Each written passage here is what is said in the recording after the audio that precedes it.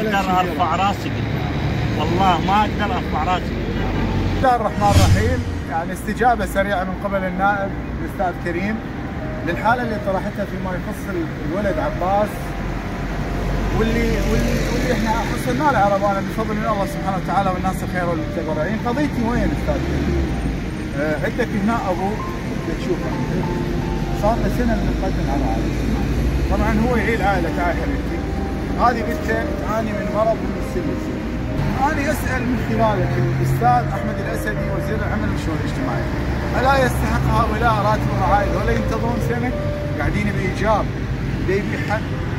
فالرجل جزاه الله بخير اجاني هسه من ناحيه الدجيلي وقال الا اجي اشوفه وارد اشوفه وابشره راح اسوي له المعامله مالته ومالته. فما ادري استاذ كريم هذه ملخص حالته. سيد اول شيء الله يبارك فيك ان شاء الله، لانه انت دائما نقل حي في حالات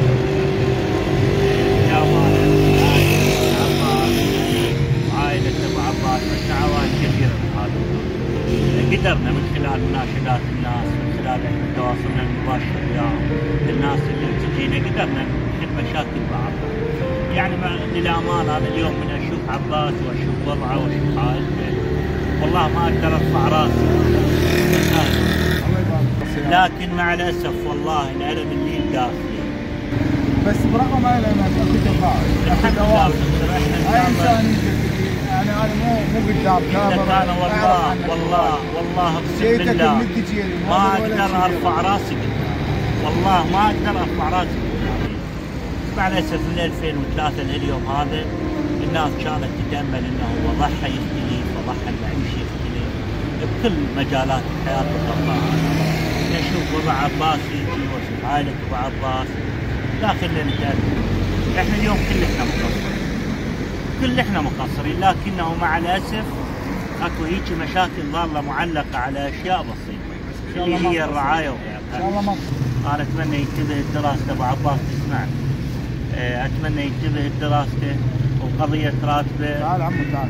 قضيه راتبه ان شاء الله احنا نرتب موضوعه هو بالنسبه له وراتب المعين وراتبه، يعني اذا بالاكثر خلال شهر او شهرين ان شاء الله تستلم. الله يبارك ان شاء الله ويدفع عنك كل بلاء. الله يسلمك. لا انا بالخدمه، لا والله هذا واجب وياك بحسب معرفتي. هذا واجبنا، وانت بالنسبه لك وانت معروف سيد، انت متفضل. لا انت متفضل ان شاء الله جيتك. والا صدقني ابدا ما يهون علينا انه واحد يشوف رحمه الله على والدك. الله يسلمك. شكرا جزيلا.